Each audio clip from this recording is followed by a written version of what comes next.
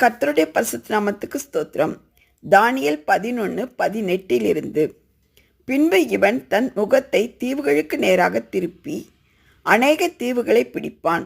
ஆனாலும் ஒரு சேனாதிபதி இவன் செய்கிற நிந்தையை ஒழிய பண்ணுவதும் அல்லாமல் இவன் செய்த நிந்தையின் நிமித்தம் இவனுக்கு சரிக்கு சரி கட்டுவான். ஆகையால் தன் முகத்தை தன் தேசத்தின் அரண்களுக்கு நேராக திருப்புவான். அங்கே இடறி விழுந்து காணப்படாமற் போவான். செழிப்பான ராஜ்யத்தில் தண்டல்காரனை திரிய பண்ணுகிற ஒருவன் தன் ஸ்தானத்தில் எழும்புவான். ஆகிலும் சில நாளைக்கு கோபம் இல்லாமலும் யுத்தம் இல்லாமலும் நாசமடைவான்.